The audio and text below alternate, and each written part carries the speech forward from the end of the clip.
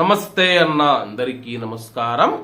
Kuwait దేశానికి ప్రతి ఏటా వేల మంది భారతీయులు ఉపాధి మరియు ఉద్యోగం నిమిత్తం వస్తూ ఉంటారు.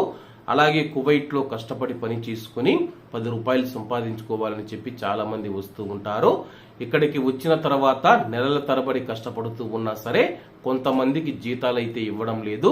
అలాగే జీతాలు అడిగితే చంపేస్తామని చెప్పి యజమానులు బెదిరిస్తూ ఉన్నట్లు కొంతమంది మనకైతే తెలియజేయడం జరిగింది. కువైట్ లోని ఇళ్లలో పనిచేసేవారు కానీ కంపెనీలలో పనిచేసేవారు కానీ కువైట్ లోని ప్రతి రంగంలో మనం చూసుకుంటే కొంతమంది ఇబ్బందులు పడుతూ ఉన్నారు. ముఖ్యంగా జీతాల విషయంలో కష్టం ఎంత ఉన్నా సరే అన్నా కష్టపడి పని చేసుకుంటాం కానీ జీతాలు టయానికి వచ్చేటప్పుడు జీతాలు అడిగితే గాని ఇన్షా అల్లా అని చెప్పేసి తప్పించుకుంటూ ఉన్నారు. ఒకవేళ డైలీ గాని మనము బాబా జీతం అని అడిగితే గాని దుర్భాషలాడుతూ తిడుతూ ఉన్నారు.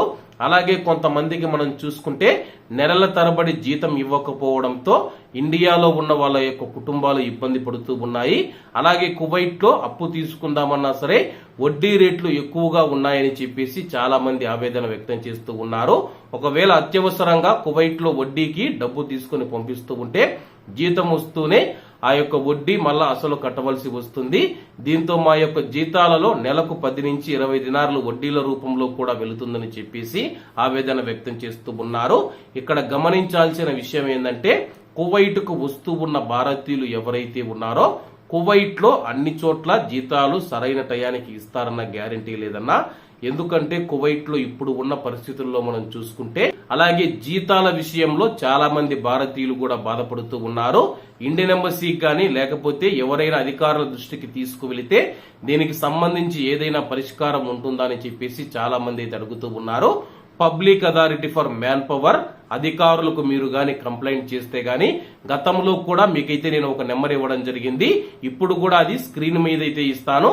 తప్పకుండా ఆ యొక్క అధికారులకు ఫోన్ చేసి మీకు జీతం ఇవ్వలేదంటే కానీ తప్పకుండా మీరు జీతం ఎన్ని రోజుల నుంచి ఇవ్వలేదు, ఎన్ని నెలల నుంచి మిమ్మల్ని శ్రమ దోపిడీ చేస్తూ ఉన్నారని చెప్పేసి స్క్రీన్ మీద కనబడుతూ ఉన్న నెంబర్కు ఫోన్ చేసి నేను పలానా చోట పని చేస్తూ ఉన్నాను, పలానా ఇంట్లో పని చేస్తూ ఉన్నానని చెప్పి గృహ కార్మికులకు మాత్రమే ఈ యొక్క నెంబర్ను అయితే public authority for man power అయితే ప్రకటించిన విషయం అందరికీ తెలిసిందే. కాబట్టి కువైట్ లో చాలా మంది జీతాలు అడిగితే చంపేస్తామని చెప్పి బెదిరిస్తూ ఉన్నారని చెప్పి భయపడుతూ ఉన్నారు. ఎవరూ భయపడవలసిన అవసరం లేదన్నా.